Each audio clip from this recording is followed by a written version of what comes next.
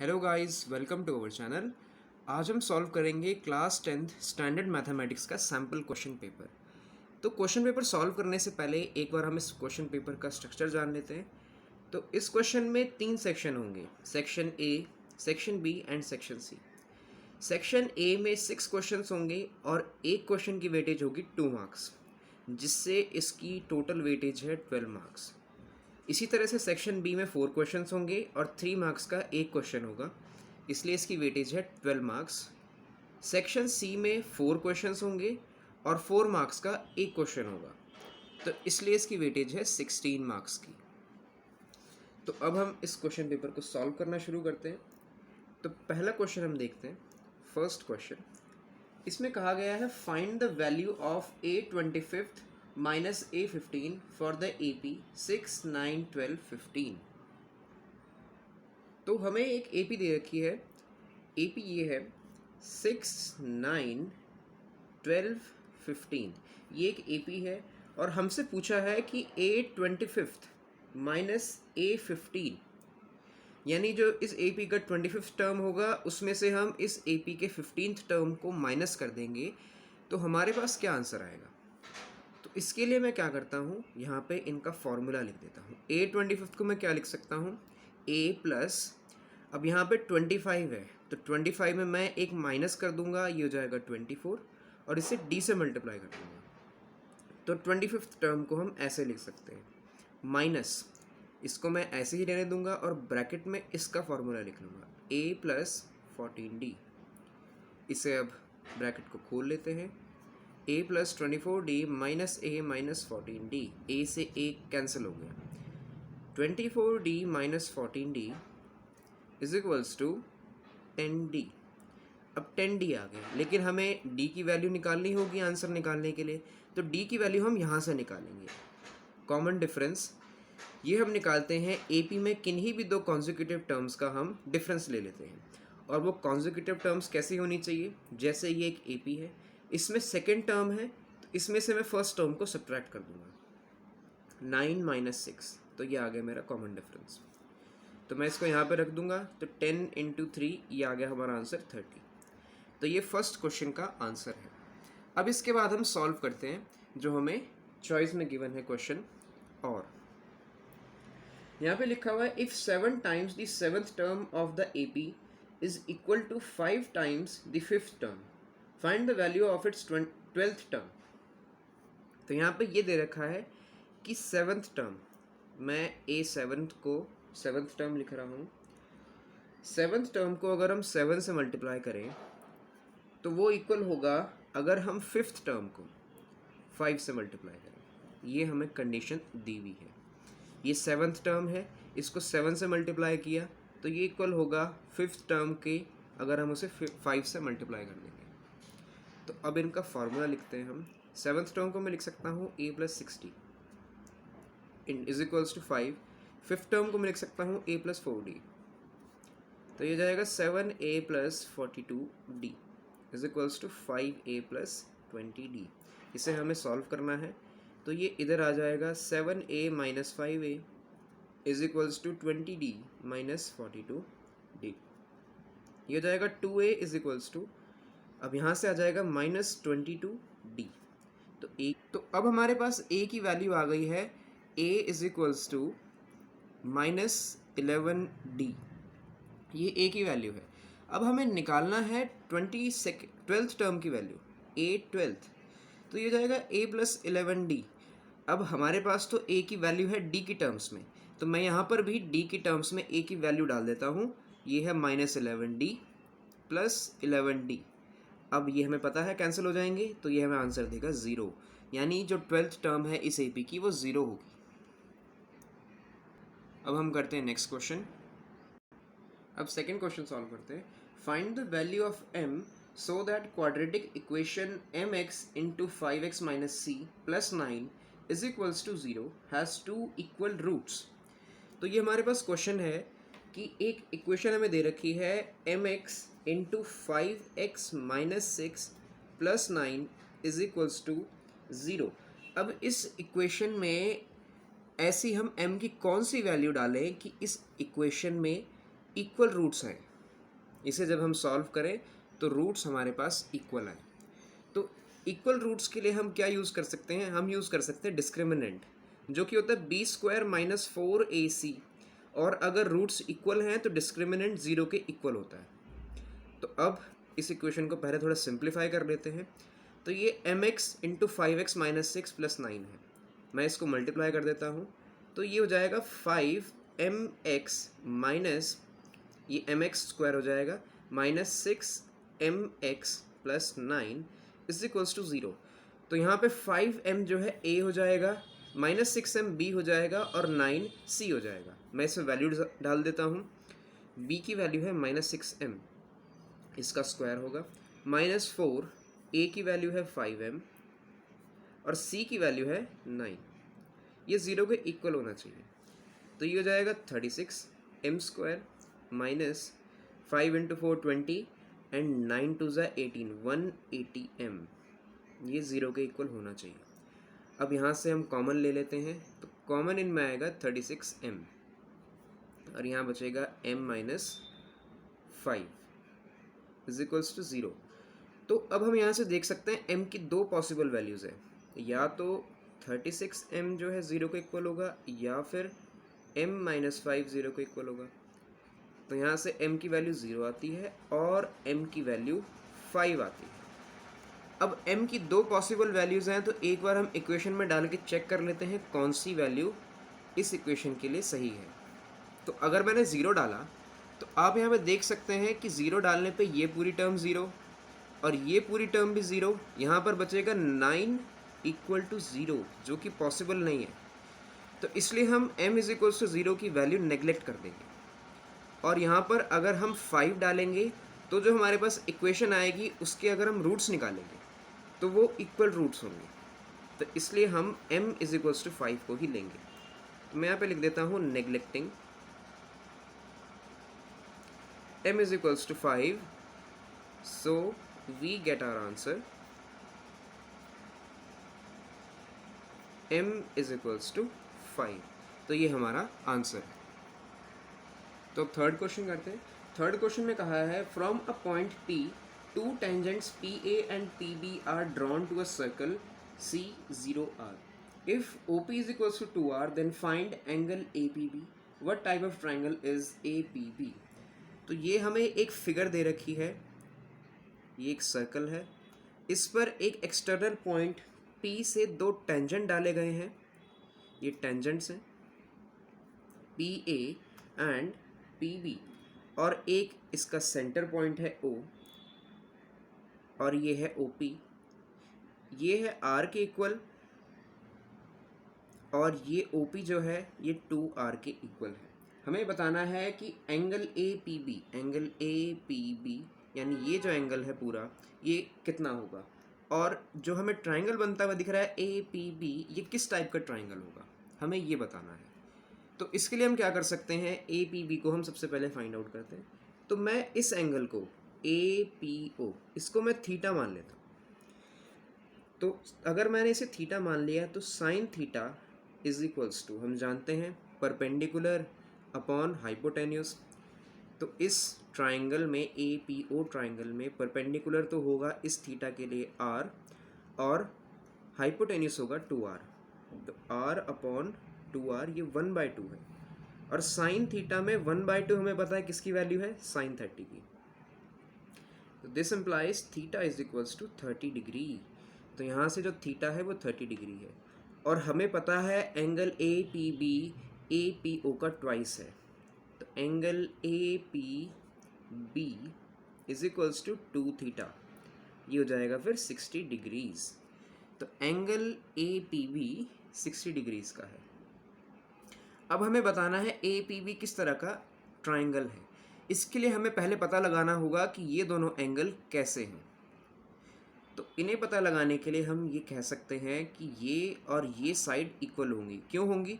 क्योंकि किसी भी एक्सटर्नल पॉइंट पे अगर एक सर्कल पे टेंजेंट डाला जाए तो वो लेंथ में इक्वल होते हैं। तो PA और PB इक्वल होंगे।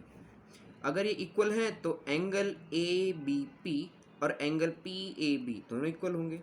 मैं यहाँ पर लिख देता हूँ एंगल PAB = एंगल PBA, और रीज़न इसका है because PA is equals to PB, और इसका रीज़न आपको पता ही है, एक्सटर्नल पॉइंट से टेंजेंट डाले गए तो वो इक्वल होते हैं।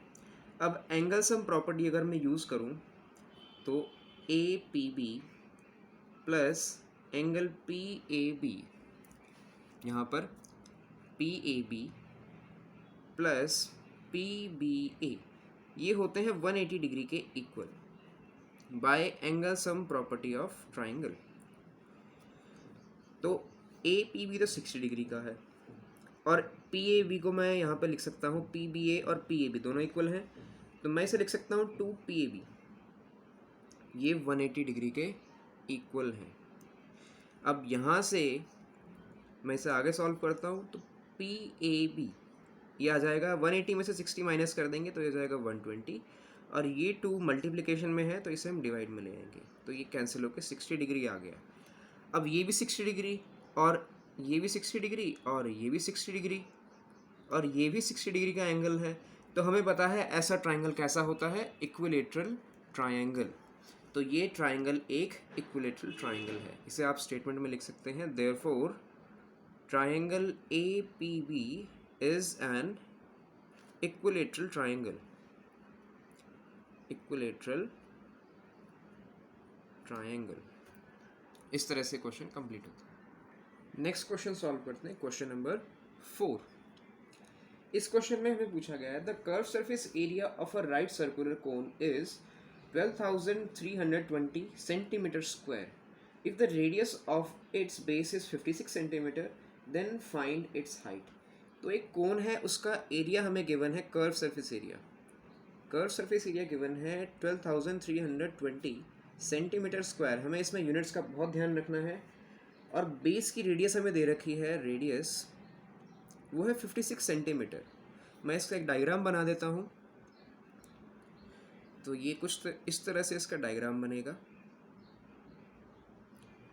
तो ये इसका बेस है, इसकी रेडियस यहाँ से हो जाएगी 56 सेंटीमीटर की, और इसकी हमें यहाँ से हाइट कैलकुलेट करनी है, और ये होती है इसकी स्लांट हाइट, जिसको हम L से भी डिनोट करते हैं। तो हमें एरिया गिवन है, curve surface area of cone ये होता है पाई RL, और यहाँ पर ये गिवन है 12,320। तो यहाँ पर हम वैल्यूज रख देंगे, पाई को मैं लिख देता हूँ 22/7, R है 56, और L यहाँ से हमें पता चल जाएगा। तो 7 8 जो 56, ये जाएगा 12,320 by 22 into 8 is equals to L। अब 8 से इसको कैंसिल कर देंगे, 8 1 जा 8, यहाँ से बचे 4, तो 8 5 जा 40, यहाँ से बचा 3, और 8 4 जा 32, और ये 0 ऐसे ही। तो ये आ जाएगा 1540 बाय 22। अब इसे 11 से कैंसिल करते हैं, 11 2 जा 22, 11 1 जा 11, 15 में से 11 गए 4 बचे, और ये 4 और 0, और इसे और कैंसिल करेंगे तो 70। तो यानी L की वैल्यू आ गई हमारे पास 70 सेंटीमीटर, क्योंकि एरिया सेंटीमीटर में था, रेडियस सेंटीमीटर में थी, तो आंसर जो है हमारा वो भी सेंटीमीटर में ही आएगा। तो अब हमें ये जो स्लांट हाइट है ये पता चल गई 70 सेंटीमीटर, और हमें बेस की रेडियस पता है 56 सेंटीमीटर। अब हम ध्यान से देखें तो इसमें हम पाइथागोरस थ्योरम का यूज़ करके हम हाइट भी निकाल सकते हैं। तो मैं यहाँ पे लिख रहा हूँ यूजिंग पाइथागोरस थ्योरम। यहाँ पे मैं लिख सकता हूँ h square plus r square is equals to l square, h square plus r square is equals to l square. तो h की वैल्यू यहाँ से आ जाएगी h स्क्वायर की l square minus r square, और ये वैल्यू आएगी रूट में l square minus r square. अब स्लांट हाइट की वैल्यू हमने अभी निकाली 70 सेंटीमीटर, तो 70 का स्क्वायर कर देंगे। रेडियस हमें पता है 56, और इसका स्क्वायर कर देंगे। तो अब 77 का स्क्वायर तो हमें पता ही है 49 है, और यहाँ पे एक ज़ीरो है तो स्क्वायर में वो डबल हो जाती है, माइनस 56 का स्क्वायर अगर आप कैलकुलेट करेंगे तो ये आएगा 3136।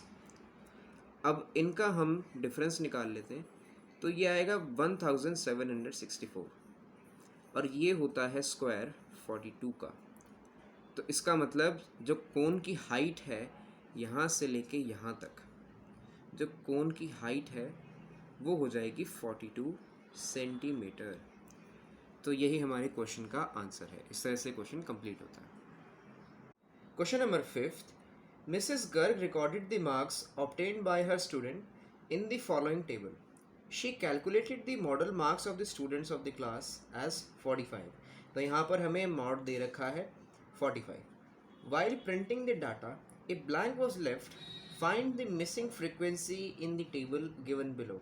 तो यहाँ पे टेबल है और जो क्लास 42 60 है यहाँ पर एक वैल्यू मिसिंग है, हमें ये वैल्यू फाइंड आउट करनी है। तो सबसे पहले तो हम देखते हैं कि जो हमारी मॉडल क्लास है वो कौन सी होगी। तो हमें मॉड दे रखा है 45। तो इससे हमें पता लगता है कि हमारी मॉडल क्लास जो इस टेबल में से होगी वो होगी मॉडल क्लास, वो होगी 42 60 और इसी के अंडर में जो हमें फ्रीक्वेंसी है वैल्यू निकालनी है। तो यहाँ से हमें पता लगता है कि लोअर लिमिट यहाँ पे 40 होगी और इनकी जो हाइट है वो 20 होगी। यहाँ से इनकी हाइट 20 होगी, ये h की वैल्यू है। तो हम यहाँ पे फॉर्मूला लगा देंगे मॉड का। ये होता है L प्लस ब्रैकेट में F1 minus F0 by 2F1 minus F0 minus F2 into H।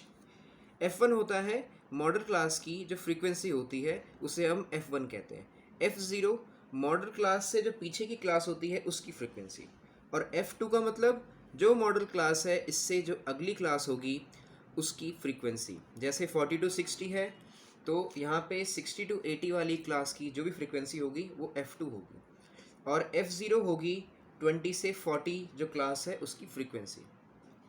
तो हमें इसकी वैल्यू दे रखी है 45 और हम इनमें वैल्यूज़ रख देंगे और हमारे पास जो F1 है वो आ जाएगा।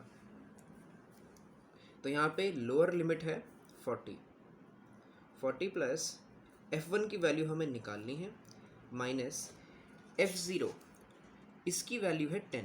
आप टेबल में देख सकते हैं 2F1 ऐसे ही रहेगा, माइनस F0 की वैल्यू 10 है और F2 की वैल्यू 6 है और हाइट हमने अभी निकाली है 20 है, तो ये 45 के इक्वल आ जाएगा। अब यहाँ से मैं क्या करता हूँ, इस 40 को मैं इधर ले आता हूँ, तो ये हो जाएगा F1 minus 10 by 2F1 minus 16, ये 16 हो जाएगा, माइनस 10 माइनस 6 16 हो जाएगा, इंटू 20 और ये हो जाएगा 45 माइनस 40। तो ये जाएगा F1 minus 10 by 2F1 minus 16 is equals to 5, और मैं इस 20 को, ये मल्टीप्लिकेशन में है तो मैं यहाँ पे डिवीज़न में ले आता हूँ, तो ये हो जाएगा 5 4 ज़ा 20 1/4। तो F1 minus 10 by 2F1 minus 16 is equals to 1/4। अब इससे हम क्रॉस मल्टीप्लाई कर देंगे तो ये हो जाएगा 4F1 minus 40 is equals to 2F1 minus 16। अब इसको हम फॉर सॉल्व करते हैं। F1 minus 2F1 is equals to minus 16 और इसे हम इधर ले आएंगे तो ये प्लस हो जाएगा। तो यहाँ से बचता है 2F1 इज इक्वल्स टू, अब इसमें से हम सब्ट्रैक्ट करेंगे तो ये बच जाएगा 24 पॉजिटिव का। तो F1 की वैल्यू यहाँ से आती है 12। तो ये है हमारा फाइनल आंसर, ये है वो मिसिंग वैल्यू। इस क्वेश्चन में हमें मिसिंग वैल्यू निकालनी थी, मॉड हमें गिवन था और बाकी वैल्यूज़ हमें गिवन थी। तो फॉर्मूले की हेल्प से हमने F1 की वैल्यू निकालनी थी और वो हमने निकाल ली। अब हम क्वेश्चन नंबर 6 को सॉल्व करते हैं। If Ritu were younger by 5 years, then what she really is, then the square of her age would have been 11 more than 5 times her present age. What is her present age? तो यहाँ पर ये बोला गया है कि ऋतु की अगर प्रेजेंट एज है उससे हम 5 साल पीछे चले जाएं और उसका अगर हम स्क्वायर कर दें तो जो उसकी आज एज है उसमें हम 11 प्लस करेंगे तो वो उसके इक्वल आएगा। मैं यहाँ पे स्टेटमेंट में लिख के बताता हूँ। हम ये मान लेते हैं उसकी प्रेजेंट एज x है। Let her present age be x। उसकी प्रेजेंट एज हमने x मान ली, तो 5 इयर्स पहले उसकी एज कितनी होगी? हर एज 5 इयर्स एगो, तो वो होगी x माइनस 5 ईयर्स। अब 5 साल पहले इसकी इतनी एज थी। अब यहाँ पे कंडीशन ये है कि 5 साल पहले जो एज थी इसका अगर हम स्क्वायर करें तो ये किसके इक्वल होगा? इसकी जो प्रेजेंट एज है इसको 5 से मल्टीप्लाई कर दो और उसमें 11 प्लस कर दो। ये है हमारी कंडीशन। एक बार मैं फिर से बताता हूँ। इस क्वेश्चन में कहा था कि इसकी प्रेजेंट एज है, इसकी प्रेजेंट एज से 5 साल पीछे जाना है हमें, और फिर उस एज का अगर हम स्क्वायर करेंगे तो वो किसके इक्वल आएगा? इसकी प्रेजेंट एज के 5 गुना और उसमें 11 प्लस कर दो। ये है हमारी कंडीशन, और हमें यहाँ पे बताना है उसकी प्रेजेंट एज क्या है, यानी x की वैल्यू कितनी आएगी। तो इसे हम सॉल्व करते हैं। हम इस स्क्वायर को सॉल्व करेंगे तो ये होगा x square plus 25 minus 10x is equals to 5x plus 11 x square. अब यहाँ पे इनको हम इधर ले आते हैं। Minus 10x minus 5x plus 25 minus 11 is equals to 0। X square minus 15x और ये हो जाएगा प्लस 14 इज इक्वल्स टू 0। तो इसे हम अब सॉल्व करेंगे। तो इसको हम मिडिल टर्म स्प्लिटिंग मेथड से कर सकते हैं। तो ये हो जाएगा plus minus 14x minus x plus 14 is equals to 0। तो x square minus 14x minus x plus 14 is equals to 0। तो यहाँ से x कॉमन आ जाएगा, ये हो जाएगा x माइनस 14 और यहाँ पर माइनस 1 कॉमन आ जाएगा, तो ये हो जाएगा x minus 14 is equals to 0। अब यहाँ पे x माइनस 14 कॉमन आ जाएगा और यहाँ हो जाएगा x minus 1 is equals to 0। तो x की यहाँ से दो पॉसिबल वैल्यू आती है, x इज इक्वल्स टू 14 और x इज इक्वल्स टू 1। अब हमें ये डिसाइड करना है कि इन दोनों में से कौन सी सही है इसकी प्रेजेंट एज। तो हम क्या करते हैं, हम इन गिवन कंडीशंस में देखते हैं कि कौन सी वैल्यू सही होगी। तो x इज इक्वल्स टू 1, अगर हम ये मान लें कि वो एट प्रेजेंट 1 साल की है तो 5 साल पहले की एज हम उसकी कैसे निकाल सकते हैं? अगर वो खुद ही 1 साल की है तो 5 साल पहले की हम उसकी एज निकाल ही नहीं सकते, तो ये पॉसिबल नहीं है। लेकिन अगर वो 14 ईयर्स की है तो हम बिल्कुल 5 साल पहले की एज निकाल सकते हैं, जो कि होगी 9 ईयर्स। और अगर वो इसमें सही बैठती है तो ये इसका सही आंसर होगा। तो अगर हम इसमें डालें तो 14 माइनस 5 तो ये जाएगा 9।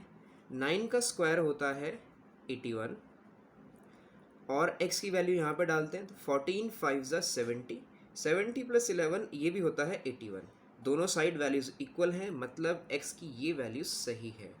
Therefore her present age is 14 years. उसकी अभी की एज है 14 ईयर्स। अब इसी क्वेश्चन में हमें एक इंटरनल चॉइस गिवन है। तो इस क्वेश्चन में हम दो क्वेश्चंस हैं, इसका सेकंड पार्ट हम सॉल्व करते हैं। तो इस क्वेश्चन में ये गिवन है solve for x 9x square minus 6px plus p square minus q square is equals to 0। तो ये है हमारी इक्वेशन, यहाँ पे मैं लिख देता हूँ। और ये है 9x square minus 6px plus p square minus q square is equals to 0। अब हमें इसे सॉल्व करना है और इसके रूट्स निकालने हैं।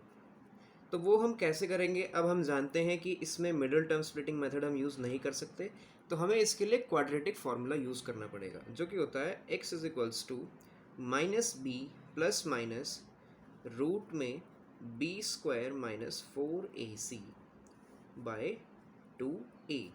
इसमें हम वैल्यूज़ रख देंगे। a की वैल्यू यहाँ से होगी 9, b की वैल्यू होगी माइनस 6p और c की वैल्यू होगी p square minus q square. तो यहाँ पे मैं वैल्यूज़ डाल देता हूँ। माइनस b तो b की वैल्यू यहाँ पे कितनी है -6p, माइनस माइनस प्लस हो जाएगा तो ये होगा 6p plus minus 6p, -6p का स्क्वायर कितना होता है 36p स्क्वायर माइनस 4 a यहाँ पे है 9 और c यहाँ पर है p square minus q square. तो यहाँ पे नीचे है 2 और a की वैल्यू है 9। तो यहाँ पे और सॉल्व करते हैं इसे हम 6p प्लस माइनस ये रूट में 36p स्क्वायर माइनस 9 4 ज़ा 36p स्क्वायर। अब हमने ब्रैकेट खोल दिया है तो 36 के बाहर नेगेटिव है और यहाँ पे ऑलरेडी नेगेटिव है तो ये बन जाएगा पॉजिटिव 36q स्क्वायर बाय 18। तो इसे हम आगे सॉल्व करते हैं। तो यहाँ पे ये वैल्यूज़ थी 36p स्क्वायर से 36p स्क्वायर कैंसिल हो जाएगा, ये बचेगा 6p प्लस माइनस रूट में 36q स्क्वायर बाय 18 और ये आगे सॉल्व करेंगे 6p प्लस माइनस ये हो जाएगा 6q और यहाँ पर बचेगा 18। तो इसकी दो पॉसिबल वैल्यूज़ हो सकती हैं, x is equals to 6p plus 6q by 18 और x is equals to 6p minus 6q by 18। अब इनको हम और सॉल्व करेंगे तो ये 6 कॉमन आ जाएगा p प्लस q बाय 18 और 6 3 ज़ा 18 होता है। इसी तरह से यहाँ पर भी वही होगा p माइनस q बाय 18 6 3 ज़ा 18 हो जाएगा। तो p प्लस q बाय 3 ये x की वैल्यू है एक और दूसरी वैल्यू है p माइनस q बाय 3। तो ये दो वैल्यूज़ हमारे पास निकल कर आती हैं x की। Number 7 of section B, following is the distribution of long jump competition in which 250 students participated. Find the median distance jumped by the students. Interpret the median. तो ये क्वेश्चन है जिसमें हमें ये टेबल दे रखी है और ये टेबल है 250 स्टूडेंट्स ने एक कंपटीशन में पार्टिसिपेट किया है लॉन्ग जंप कंपटीशन में। तो उसमें हमें यहाँ पे डिस्टेंस दे रखा है और नंबर ऑफ स्टूडेंट्स दे रखे हैं जिन्होंने इतने डिस्टेंस तक लॉन्ग जंप मारी है। तो हमें इसका मीडियन निकालना है। तो मीडियन निकालने के लिए सबसे पहले हम क्या करते हैं, जो टोटल नंबर है n की वैल्यू है उसको हम 2 से डिवाइड करते हैं, n बाई 2 की वैल्यू निकालते हैं, ये आ गई 125। और फिर हम देखते हैं क्यूमुलेटिव फ्रीक्वेंसी। क्यूमुलेटिव फ्रीक्वेंसी हम कैसे निकालते हैं, जैसे हमारे पास फ्रीक्वेंसी दे रखी है तो इनको हम ऐड करते जाएंगे। जैसे ये 40 है तो यहाँ पे 40 ही आएगा और यहाँ पर अगले बॉक्स में इन दोनों को प्लस करके यहाँ पर लिख देंगे 80 प्लस 40 120। फिर यहाँ पर जो वैल्यू आएगी उसमें हम इसको प्लस कर देंगे 182, फिर इसको और इसको प्लस करके हम यहाँ पे लिख देंगे और इसको प्लस करके यहाँ पे लिख देंगे। तो हमें देखना है n बाई 2 की वैल्यू किस क्यूमुलेटिव फ्रीक्वेंसी में आ रही है। तो मुझे दिख रहा है यहाँ पे इसमें आ रही है, तो इसकी क्लास हम देखेंगे तो ये है 2 to 3, तो ये हो जाएगी मीडियन क्लास। ये हमारी मीडियन क्लास। यहाँ से हमारी लोअर लिमिट आती है 2, लोअर लिमिट हम इसको कहते हैं, और यहाँ से हाइट आती है मतलब क्लास इंटरवल 1। तो ये हमारे पास आ गया। अब मीडियन का फॉर्मूला होता है median is equals to L plus n by 2 minus cumulative frequency by frequency into interval या फिर हाइट। अब यहाँ पर क्यूमुलेटिव फ्रीक्वेंसी हम ये वाली लेंगे, मीडियन क्लास से एक पहली जो क्लास होगी उसकी क्यूमुलेटिव फ्रीक्वेंसी लेंगे। तो L यहाँ पर है 2 प्लस n बाई 2 125 है, हमने कैलकुलेट कर लिया था। क्यूमुलेटिव फ्रीक्वेंसी हम लेंगे यहाँ पे 120 बाय फ्रीक्वेंसी हम लेंगे 62 की, 62 इंटू हाइट है यहाँ पे 1, तो 2 प्लस 5 बाय 62। तो इसको हम आगे सॉल्व करते हैं तो ये हो जाएगा 62, हम एलसीएम लेंगे या फिर हम डायरेक्टली लिख सकते हैं 2 5 बाय 62, लेकिन हम एलसीएम ले लेते हैं यहाँ पे। तो 62 ये इसका डबल हो जाएगा, तो ये हो जाएगा 124 प्लस 5, तो ये जाएगा 129/62 और इसे हम और सॉल्व करेंगे तो ये वही आएगा 5/2, ये मिक्स फ्रैक्शन में आ गया बाय 62। तो ये है हमारा आंसर, ये हमारा मीडियन है। अब हमें ये बताना है कि कितने बच्चों ने लॉन्ग जंप में कितना डिस्टेंस ट्रैवल किया। तो हम ये कह सकते हैं कि ये मीडियन है, तो 50% बच्चों ने इतना डिस्टेंस ट्रैवल किया और 50% बच्चों ने इसके आगे का जितना भी डिस्टेंस है वो ट्रैवल किया। तो वो हम यहाँ पे लिख सकते हैं। तो इस तरह से क्वेश्चन कंप्लीट हो गया। अब हम सॉल्व करते हैं क्वेश्चन नंबर 8। तो यहाँ पे क्वेश्चन नंबर 8 हम सॉल्व कर रहे हैं। इसमें बोला गया construct a pair of tangents to a circle of radius 4 centimetre which are inclined to each other at an angle of 60 degrees. तो इस क्वेश्चन में हमसे ये कहा गया है कि एक सर्कल है 4 सेंटीमीटर का, उस पर हमें टेंजेंट्स डालनी है और वो टेंजेंट्स आपस में 60 डिग्री का एंगल बना रही हैं।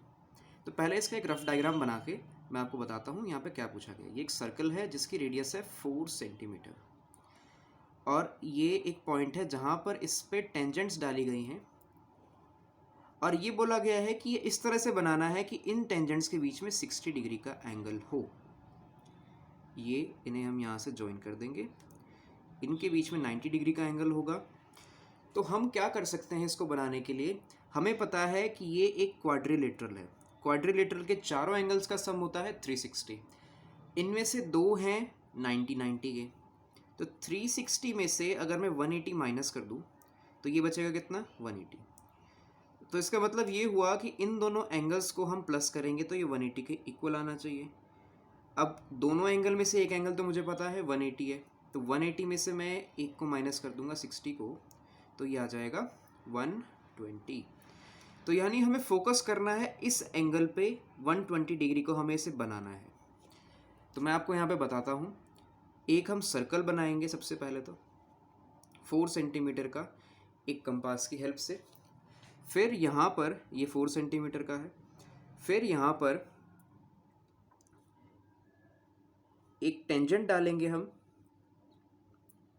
इस सर्कल पे एक टेंजेंट डालेंगे और फिर इस रेडियस से जिस पर हमने टेंजेंट डाला है सर्कल पे और इसे ज्वाइन कर दिया है हमने टेंजेंट से, इससे हम डी की हेल्प से 120 डिग्री का एंगल बनाएंगे यहाँ पे। तो ये कुछ ऐसा बनेगा। 120 डिग्री का एंगल बनाने पे ये लाइन ऐसे निकलेगी। पहले हमें 120 डिग्री का एंगल बनाना है यहाँ तक, फिर हमें डी की हेल्प से यहाँ पर 90 डिग्री का एंगल बनाना होगा। तो जब हम यहाँ पर 90 डिग्री का एंगल बनाएंगे तो ये लाइन कुछ इस तरह से निकलेगी। तो ये हो गए हमारे टेंजेंट्स। बस हमें इस क्वेश्चन में इतना ही करना था। सबसे पहले हमने एक सर्कल बनाया, फिर हमने एक टेंजेंट डाली और उसे रेडियस से ज्वाइन करा दिया और फिर इस रेडियस पे हमने 120 डिग्री का एंगल बनाया। 120 डिग्री का जब हमने एंगल बनाया तो फिर इस पर हमने 90 डिग्री का एंगल बनाया यहाँ से और फिर इसको ज्वाइन करा दिया, तो ये ऑटोमेटिकली 60 डिग्रीज का होगा। तो इस तरह से क्वेश्चन कंप्लीट होता है और आप इसके स्टेप्स भी लिख सकते हैं। तो अब हम सॉल्व करते हैं question number 9। The distribution given below shows the run scored by batsman in one day cricket matches, find the mean number of runs. तो हमें ये डिस्ट्रीब्यूशन दे रखा है, इसकी हेल्प से हमें मीन निकालना है। तो मीन निकालने के लिए हम क्या करेंगे, सबसे पहले हमें ये इंटरवल्स दे रखे हैं और हमें फ्रीक्वेंसी दे रखी है। तो सबसे पहले हम क्या करेंगे, हम निकालेंगे क्लास मार्क्स। तो क्लास मार्क्स हम कैसे निकालते हैं, lower limit plus upper limit divided by 2। जैसे मैंने यहाँ पे किया 0 + 40 डिवाइडेड बाय 2, तो ये 20 के इक्वल आएगा। ये इसी तरह से 40 + 80 120 होता है, उसका हम हाफ कर देंगे तो वो 60 के इक्वल आएगा। तो इसी तरह से हम क्लास मार्क्स निकाल लेंगे। इसके बाद हम फ्रीक्वेंसी और क्लास मार्क्स को मल्टीप्लाई कर देंगे। तो यहाँ पे ये हो जाएगा 12 × 20, तो ये हो जाएगा 240, 20 × 60, तो 6 2 12 और यहाँ पे 00। उसी तरह से ये हो जाएगा 3500 और ये हो जाएगा और यहाँ पे 4200 और यहाँ पर आ जाएगा 4140। तो अब इन वैल्यूज़ को निकालने के बाद हम इनका सम कर देंगे, sigma F I X I. Sigma का मतलब सम होता है, तो इन सब का अगर हम सम करेंगे तो वो आएगा 13,280। ये हमारा सम है। तो अब यहाँ पर हम मीन निकालते हैं। मीन का फॉर्मूला होता है हमारे पास sigma F I X I by sigma F I. तो इस फॉर्मूले में हमारे पास sigma F I X I की वैल्यू है, हमें निकालनी है सिग्मा एफ आई की वैल्यू। तो सिग्मा एफ आई की वैल्यू निकालने के लिए हम क्या करेंगे, जितनी भी फ्रीक्वेंसीज हैं इन सब का सम कर देंगे। तो इन सब का सम करेंगे हम, तो वैल्यू आएगी हमारे पास 120। बस हमें अब इसे सॉल्व करना है। तो ये जाएगा 13,280 डिवाइडेड बाई 120, और इसे हम 12 से डिवाइड करते हैं। 12 वन ज़ा 12, 12 वन ज़ा 12, और यहाँ पर बचा 8, तो 0 आ जाएगा 80, और यहाँ पर आएगा 6। तो ये अप्रॉक्सीमेटली आ जाएगा 110.67। ये है हमारा मीन। तो अब हम क्वेश्चन नंबर 10 को सॉल्व करते हैं। 2 vertical poles of different height are standing 20 metre away from each other on the level ground. The angle of elevation of the top of first pole from the foot of second pole is 60 degree, and angle of elevation of the top of second pole from the foot of first pole is 30 degree. Find the difference between heights of two pole. तो इस question में कहा है कि दो पोल हैं जिनकी different height है। मैं यहाँ पे फिगर बना देता हूँ। हम ऐसा मान लेते हैं कि ये दो पोल हैं जिनकी हाइट में डिफरेंस है, और इनके बीच में जो डिस्टेंस है वो है 20 मीटर्स का। ये एक दूसरे से 20 मीटर दूर हैं, 20 मीटर्स। और यहाँ पर बोला है कि फर्स्ट पोल को अगर हम सेकंड पोल के फुट से, मतलब यहाँ से देखें फर्स्ट पोल को, तो इसमें यहाँ पे एंगल ऑफ एलिवेशन बनता है 60 डिग्री। मतलब हमें अगर यहाँ से इस पोल को देखेंगे तो हमें 60 डिग्री अपने आप को एलिवेट करना होगा, अपनी आइज़ को। और इसी तरह से अगर हम इस पोल को इस फर्स्ट पोल के फुट से देखेंगे तो यहाँ पे ये एंगल ऑफ एलिवेशन बनाता है 30 डिग्रीज। तो हमें बताना है कि इनकी हाइट में डिफरेंस कितना होगा। तो इसकी हाइट को मैं h1 और इसकी हाइट को मैं h2 मान लेता हूँ। तो यहाँ पर हम tan थीटा का फॉर्मूला लगा सकते हैं। तो पहले मैं h1 को कैलकुलेट करता हूँ। तो tan 30 डिग्री को मैं यहाँ पे लिख सकता हूँ, tan 30 degree perpendicular upon base. तो h1 और बेस कितना है 20।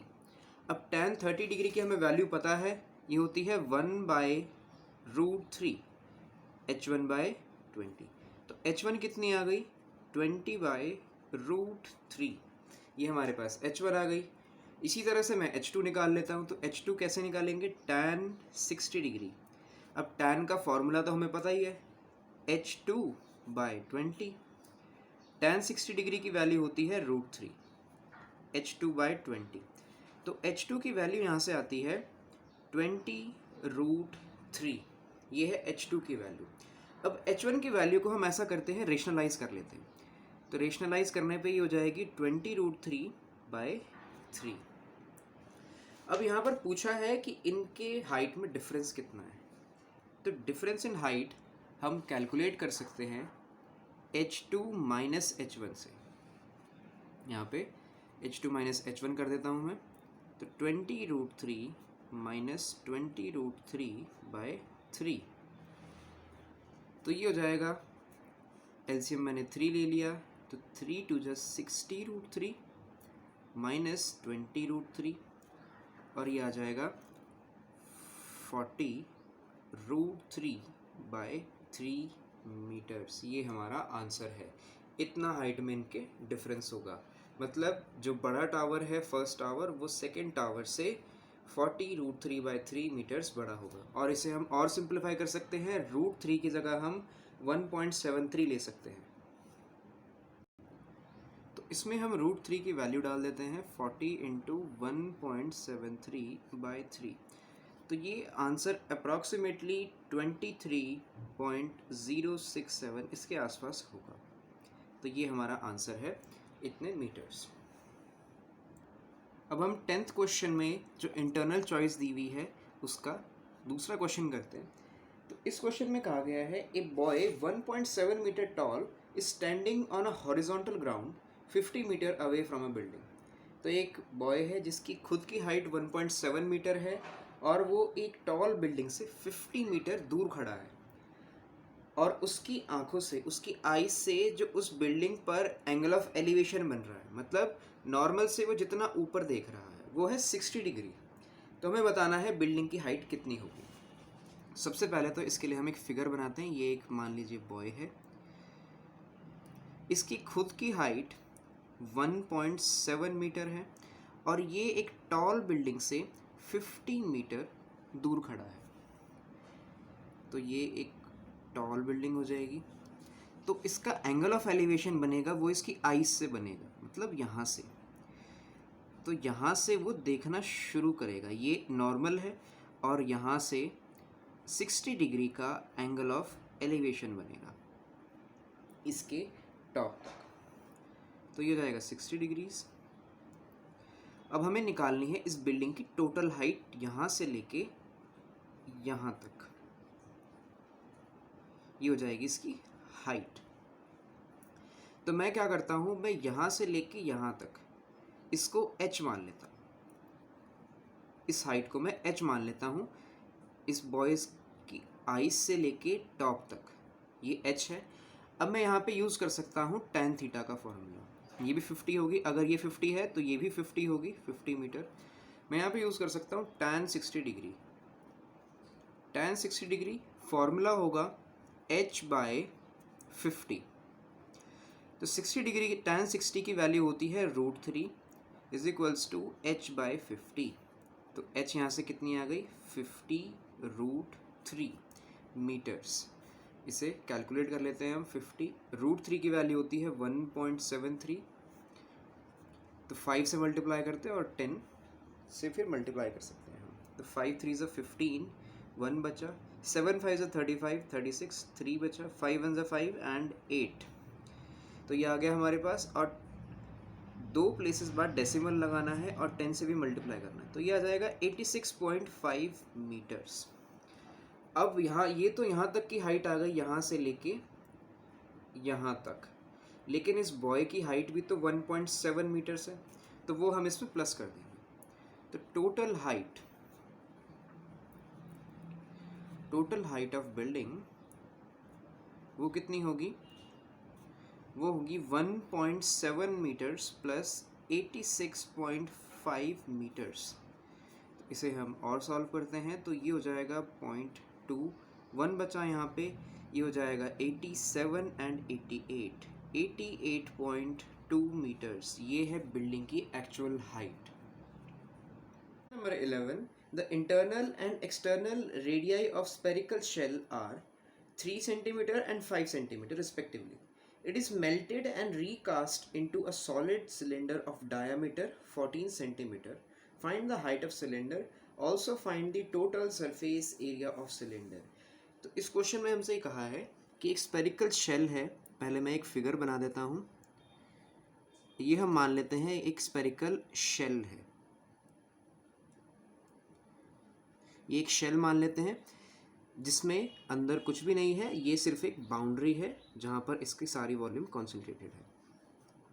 तो इसकी अंदर की रेडियस यहाँ से सेंटर से इनर पार्ट की जो रेडियस है वो 3 सेंटीमीटर होगी और आउटर पार्ट की 5 सेंटीमीटर। तो हमसे ये पूछा है कि अगर हम इसको मेल्ट करके एक सिलेंडर बना देते हैं, इसको मेल्ट करके हम एक सिलेंडर बना देते हैं,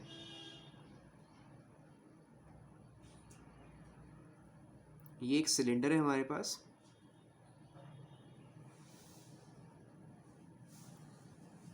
तो हमने इसे एक मेल्ट करके सिलेंडर के फॉर्म में कन्वर्ट कर दिया, जिसका जो डायामीटर है यहाँ से लेके यहाँ तक का लेंथ वो है 14 सेंटीमीटर। ये इसकी पूरी यहाँ से लेके यहाँ तक की लेंथ है और इसकी रेडियस कितनी हो जाएगी, फिर ये हो जाएगी 7।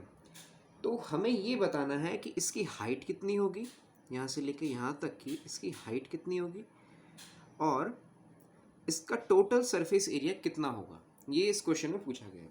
तो सबसे पहले तो हमें इसकी हाइट निकालनी होगी। उसके लिए हम क्या कर सकते हैं, हमें पता है कि जब भी हम किसी भी चीज़ को मेल्ट करके किसी और फॉर्म में कन्वर्ट करते हैं तो उसका वॉल्यूम सेम रहता है। तो हम इन दोनों के वॉल्यूम को सेम कर देंगे। तो volume of this shell 4/3 pi r cube, ये होती है स्पेयर की वॉल्यूम, लेकिन ये एक शेल है, इस रीजन में सारी इसकी वॉल्यूम है। तो इस रीजन की वॉल्यूम निकालने के लिए हम ऐसा कर सकते हैं कि जो बाहर हमारे पास स्पेयर है उसकी वॉल्यूम निकालें और जो अंदर स्पेयर है उसकी वॉल्यूम निकाल के हम सब्ट्रैक्ट कर देते हैं। तो 4/3 पाई R1 में लिख रहा हूँ R1 क्यूब माइनस 4/3 पाई R2 क्यूब, और R1 यहाँ पर है 5 सेंटीमीटर, R2 है यहाँ पे 3 सेंटीमीटर। तो ये वॉल्यूम आ जाएगी जो भी ये रीजन मैंने शेड किया है इसकी। अब इसे हमने मेल्ट किया और एक सिलेंडर बना दिया, तो सिलेंडर की वॉल्यूम के इक्वल होगा ये, उसकी वॉल्यूम होती है पाई आर स्क्वायर एच, इसके इक्वल होगा। अब मैं 4/3 कॉमन ले लेता हूँ, 4/3 पाई कॉमन आ जाएगा यहाँ पे। तो R1 cube minus R2 cube is equals to pi R square H, pi से पाई हम कैंसिल कर सकते हैं। 4/3 R1 है 5 का क्यूब करना है माइनस 3 का क्यूब करना है, और यहाँ पे R है, इसके लिए यहाँ पे R हो जाएगी 7, यहाँ से लेके यहाँ तक ये हो जाएगी 7 सेंटीमीटर। तो 7 का स्क्वायर होता है 49 इंटू एच। तो 5 का हम क्यूब करेंगे तो 5 का क्यूब होता है 125, 3 का क्यूब करेंगे तो ये होता है 27 इंटू 4/3 49 इंटू एच। इसके बाद 4/3 इसको अगर हम सब्ट्रैक्ट करेंगे तो ये आएगा 98, 49 इंटू एच। तो यहाँ से हम सीधा कैंसिल कर सकते हैं, h is equals to 4 into 98/3 into 49, 49 यहाँ पे आ गया, 49 2 ज़ा 98 होता है। तो हाइट यहाँ से आ गई 8/3 सेंटीमीटर, ये हमारे पास हाइट आ गई इस सिलेंडर की। तो हमने हाइट तो निकाल ली, अब हमें निकालना है total surface area. Total surface area का फॉर्मूला होता है, मैं यहाँ पे लिख देता हूँ, total surface area of cylinder is equals to 2 pi r into h plus r. तो 2 इंटू 22/7 या फिर 3.14 हम ले सकते हैं। यहाँ पे रेडियस है 7, तो 7 से 7 तो मैं कैंसिल कर सकता हूँ। हाइट यहाँ पे हमने अभी निकाली है 8/3 प्लस रेडियस है 7, तो ये हो जाएगा 22 इंटू 2 44 इंटू एलसीएम लेंगे तो ये 21 हो जाएगा, 21 प्लस 8 29/3, इसे मल्टीप्लाई करेंगे 44 इंटू 29/3। तो 44 को 29 से मल्टीप्लाई करेंगे तो ये आएगा 1276/3। अब इसको हम कैंसिल करते हैं, तो 3 4 ज़ा 12, 3 2 ज़ा 6 1 बचा, 3 5 ज़ा 15 1 बचा। तो अब यहाँ पे 10 बन जाएगा, तो 3 3 ज़ा 9, फिर से ये ऐसे ही चलता रहेगा। तो 425.33 सेंटीमीटर स्क्वायर। तो ये है हमारा इस क्वेश्चन का आंसर। एक ये है हमारा आंसर, हमसे हाइट भी पूछी थी, और इस क्वेश्चन का दूसरे पार्ट का आंसर है ये। अब हम करते हैं क्वेश्चन नंबर 12 को सॉल्व। तो क्वेश्चन नंबर 12 में बोला गया है prove that the angle between the two tangents drawn from an external point to a circle is supplementary to the angle subtended by the line segments joining the points of contact to the centre. तो इस question में कहा गया है कि अगर हम एक सर्कल पे, ये मान लेते हैं एक सर्कल है, इस पे हम एक्सटर्नल पॉइंट से टेंजेंट डालते हैं और यहाँ पर, तो ये इस एंगल का और इस एंगल का सम सप्लीमेंट्री होगा, मतलब इन दोनों को प्लस करके आंसर जो आएगा वो 180 आएगा हमेशा। ये हमें प्रूव करना है। तो इस क्वेश्चन का मतलब ये है कि एक अगर मान लो टेंजेंट है, पी पॉइंट से हमने टेंजेंट डाला, पी ए बी और ये ओ, तो इन दोनों टेंजेंट को हमने डाला तो ये दोनों टेंजेंट एक एंगल सबटेंड करेंगी और फिर अगर हम इन दोनों टेंजेंट्स पे रेडियस डालेंगे, रेडियस को ज्वाइन करेंगे, तो ये दोनों रेडियस भी एक एंगल सबटेंड करेंगे। इन दोनों एंगल्स का सम 180 के इक्वल होना चाहिए, ये हमें प्रूव करना है। तो ये हमने एक फिगर बना ली, इसमें हम ये पता है हमें कि ये एंगल 90 डिग्री के होंगे क्योंकि ये टेंजेंट है। तो एंगल PAO और एंगल PBO ये दोनों 90 डिग्री के होंगे। और हमें पता है ये एक क्वाड्रिलेटरल है, AOBP ये क्वाड्रिलेटरल है। चारों एंगल्स का सम 360 के इक्वल होगा। इनमें से दो एंगल 90 के हैं, तो बचे हुए दो एंगल इन दोनों को प्लस करके 180 आएगा। इसे हम अब प्रूव करते हैं।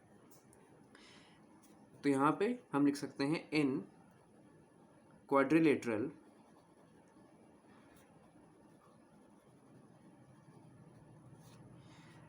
AOBP by using angle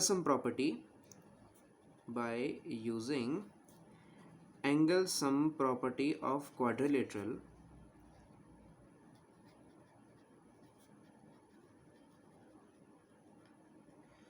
तो यहाँ पे एंगल APB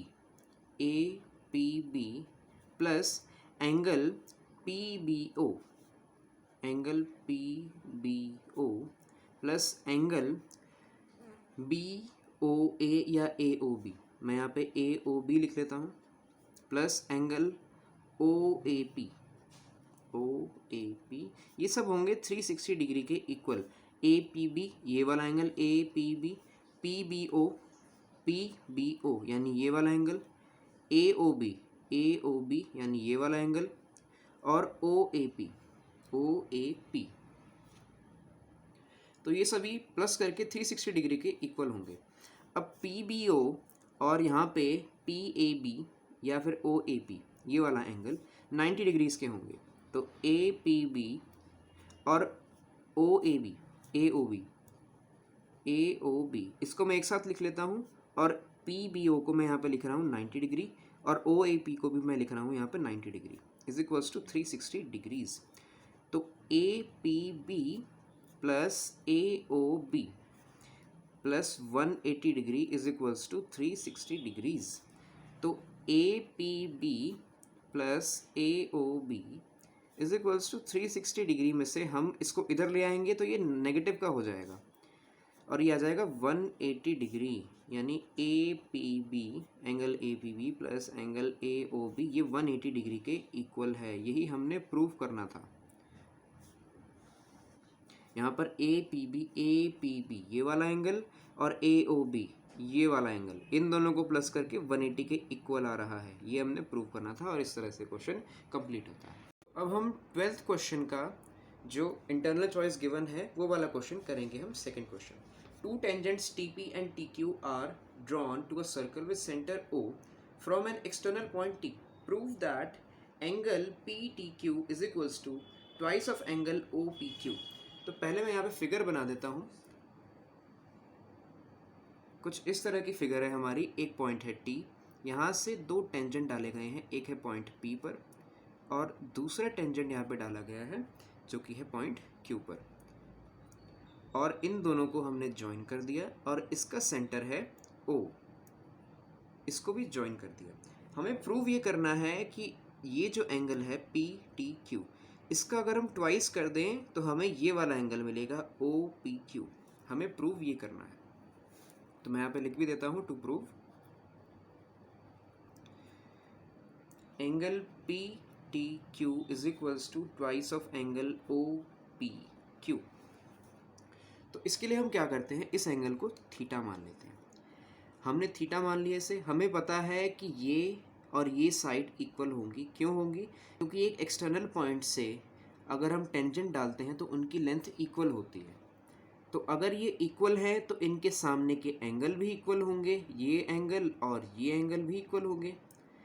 तो हम यहाँ पर ये प्रूव करेंगे इसकी हेल्प से। सबसे पहले मैं लिख देता हूँ PT and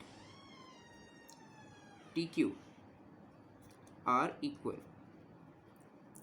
और रीज़न मैं यहाँ पे लिख सकता हूँ because these are tangents drawn from point T. These are tangents from point P,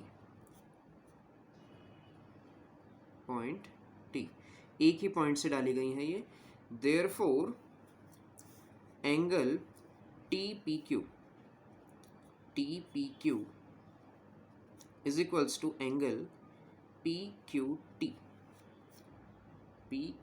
ये वाला एंगल और TPQ ये वाला एंगल, तो ये दोनों इक्वल होंगे. अब यहाँ पर हम यूज़ कर सकते हैं using angle sum property of triangle. तो इसमें क्या करेंगे हम, थीटा, ये एंगल इसको प्लस करेंगे किस एंगल के साथ, TPQ plus PQT is equals to, ये किसके इक्वल होगा, 180 डिग्री के. तो कहने का मतलब ये है कि तीनों एंगल का सम 180 डिग्री होगा. थीटा यहाँ पे एक एंगल है जो मैंने लिख दिया, TPQ और PQT इन दोनों को मैंने लिख दिया. और TPQ और PQT इनको मैं क्या लिख सकता हूँ, इनको मैं लिख सकता हूँ ट्वाइस ऑफ TPQ एंगल, क्योंकि ये दोनों तो सेम है. PQT की जगह मैंने TPQ लिख दिया, तो ये हो गया twice of TPQ angle is equals to 180 degree. Twice of TPQ angle हो जाएगा 180 डिग्री माइनस थीटा. तो यहाँ से अगर मैं TPQ की वैल्यू निकालूँ और इस पूरे टर्म को मैं 2 से डिवाइड कर दूंगा, तो ये हो जाएगा 90 डिग्री माइनस थीटा बाय 2. तो ये हमारे पास आ गई एंगल TPQ की वैल्यू, इस वाले एंगल की वैल्यू. अब हम फोकस करते हैं इस रीजन में जहाँ पर हमें निकालना है OPQ. OPQ is equals to, ये हो जाएगा एंगल OPT. इस बड़े वाले एंगल में से अगर मैं TPQ को निकाल दूँ, इस पार्ट को निकाल दूँ इस पूरे पार्ट में से, तो हमारे पास यही एंगल बचेगा, ये वाला. तो मैं इसे ऐसे लिख देता हूँ, angle OPT minus angle TPQ. अब हमें OPT एंगल की वैल्यू तो पता है 90 डिग्री होगी क्योंकि टेंजेंट है, और इसकी वैल्यू तो हमने अभी निकाली है, तो 90 माइनस थीटा बाई 2 ब्रैकेट में. तो 90 degree minus 90 degree plus theta by 2 cancel हो जाएंगे, तो ये आ जाएगा थीटा बाई 2 के इक्वल. तो अब हम ये करेंगे OPQ, angle OPQ, OPQ is equals to, theta को हमने क्या माना था, PTQ, एंगल PTQ, थीटा यही तो हुआ, एंगल PTQ बाय 2. तो यहाँ से आ जाएगा twice of angle OPQ is equals to angle PTQ. तो ये हो गया है हमारा प्रूफ. तो अब हम सॉल्व करते हैं क्वेश्चन नंबर 13. ये केस बेस्ड क्वेश्चन है, इसमें हमें एक केस दिया जाएगा और इसके बेस पे हमें आंसर करना होगा. तो यहाँ पर एक केस दिया गया है कि एक गार्ड एक 240 मीटर लॉन्ग टावर पे खड़ा है और वो एक बोट को आते हुए ऑब्जर्व करता है. और जब वो एक बोट को देखता है तो वो नॉर्मल से 30 डिग्री इंक्लाइन हो जाता है. बोट को देखते हुए तो वो नॉर्मल से 30 डिग्री का एंगल बनाता है. एंगल ऑफ डिप्रेशन दे रखा है यहाँ पे 30 डिग्री. तो हमें बताना है कि वो बोट टावर से कितनी दूरी पर है. तो पहले मैं यहाँ पर डायग्राम बनाता हूँ. ये हम मान लेते हैं ये एक टावर है जिसकी लेंथ है 240 मीटर्स, और इसके टॉप पर यहाँ पर एक गार्ड है जो कि एक बोट को आते हुए देखता है. इसकी लेंथ यहाँ पर मैं लिख देता हूँ 240 मीटर्स, और ये यहाँ पर कुछ दूरी पर ये नॉर्मल है, और यहाँ से एंगल ऑफ डिप्रेशन बन रहा है 30 डिग्रीज. तो ये यहाँ से देखता है एक बोट को आते हुए. तो ये एंगल होगा 30 डिग्री. इसका हमें बहुत ध्यान रखना होता है. यहाँ पे बोला है एंगल ऑफ डिप्रेशन, तो ये यहाँ से 30 डिग्री होगा. अब हमें पता है कि ये लाइन पैरेलल है, तो ये एंगल भी 30 डिग्री होगा. तो ये एंगल भी 30 डिग्री हुआ, और यहाँ पर बोट है. अब हमें निकालना है ये डिस्टेंस. तो ये हमें पता है, हम बहुत इजीली कैलकुलेट कर सकते हैं tan थीटा की हेल्प से। तो मैं यहाँ पे लिख सकता हूँ tan 30 डिग्री, ये हो जाएगा परपेंडिकुलर अपॉन बेस। बेस को मैं मान लेता हूँ x, यहाँ से लेके यहाँ तक, तो ये हो जाएगा 240 बाय x। tan 30 की वैल्यू होती है 1/√3 और ये हो जाएगा 240 बाय x। अब x की वैल्यू यहाँ से हम निकाल सकते हैं 240 इंटू √3 और ये मीटर्स में आ जाएगा, तो ये x की वैल्यू है। तो बोट यहाँ से इतने मीटर्स दूर है। अब इसके बाद सेकंड पार्ट में, ये फर्स्ट पार्ट हो गया हमारा। सेकंड पार्ट में हमसे पूछा गया है कि 10 मिनट बाद एक गार्ड ऑब्जर्व करता है कि जो बोट का डिस्टेंस है, जितना ये डिस्टेंस था पहले, इसमें से 240 इंटू √3 - 1 मीटर कम हो गया है। तो हमें बताना है अब कितना एंगल ऑफ एलिवेशन या फिर डिप्रेशन होगा। यहाँ पे पूछा गया है angle of depression of boat, मतलब हमें यहाँ से एंगल निकालना है कितना होगा। तो मैं एक बार दोबारा से डायग्राम बनाता हूँ।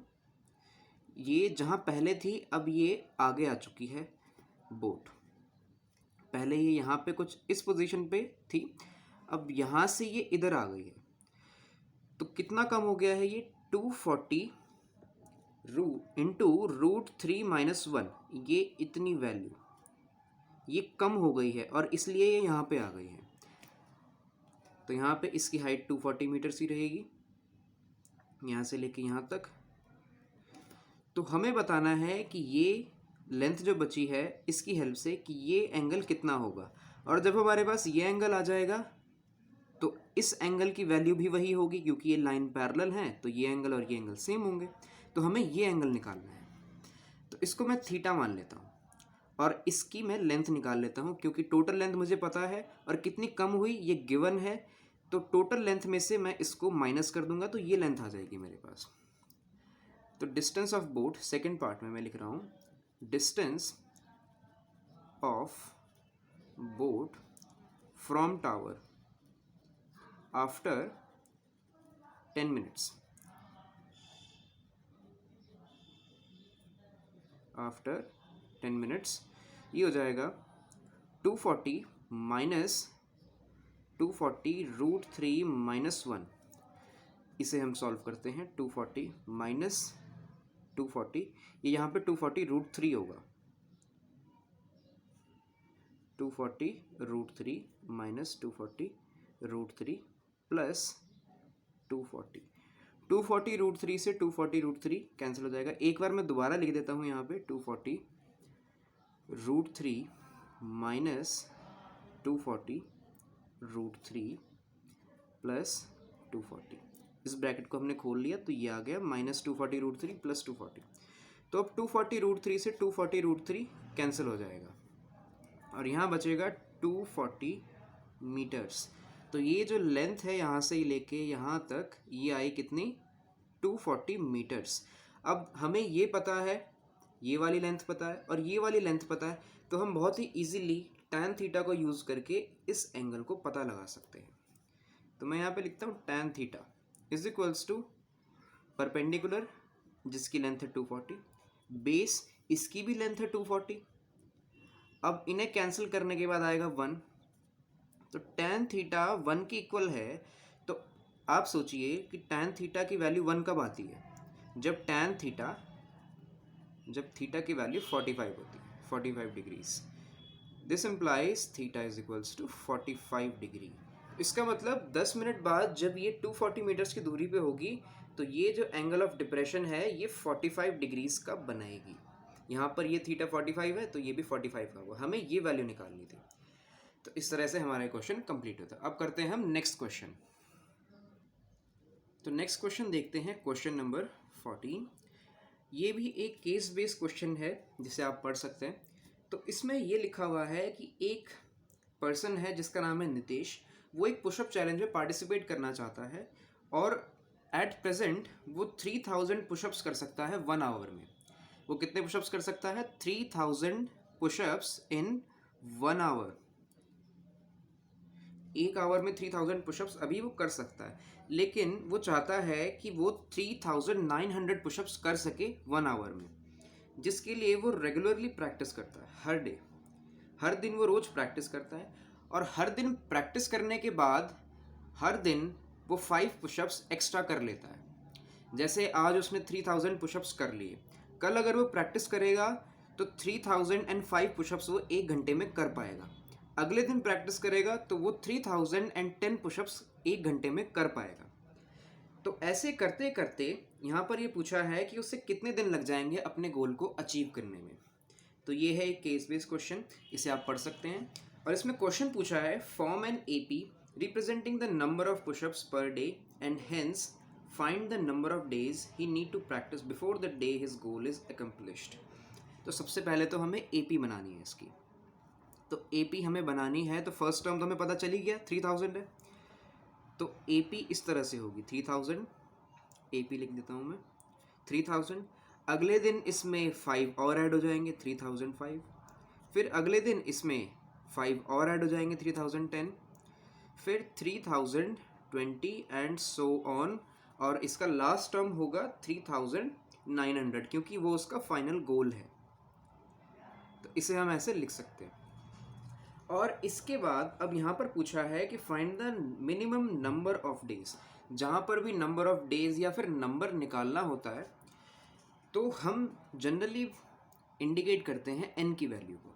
तो हमें यहाँ पे n की वैल्यू निकालनी है, नंबर ऑफ डेज। तो हमारे पास फर्स्ट टर्म है और AP है, तो यहाँ से हम कॉमन डिफरेंस भी निकाल सकते हैं, और हमारे पास लास्ट टर्म भी है तो हम n की वैल्यू भी निकाल सकते हैं। तो मैं यहाँ पे nth टर्म का फॉर्मूला लगाता हूँ, nth टर्म का, जो कि होता है a plus n-1 into D. अब nth टर्म 3900 है, a की वैल्यू 3000 है, और n की वैल्यू तो हमें निकालनी है, और d की वैल्यू यहाँ पे देख सकते हैं 5 है, क्योंकि हर दिन वो 5 पुशअप्स एक्स्ट्रा करता है प्रैक्टिस के बाद।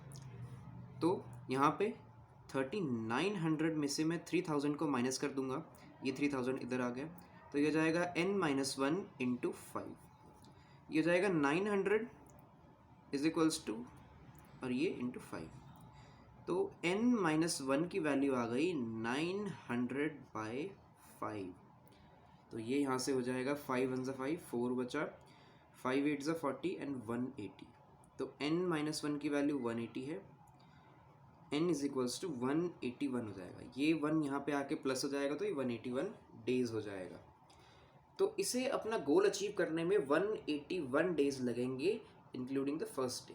लेकिन यहाँ पर पूछा है कि number of days he needs to practise before the day his goal is accomplished.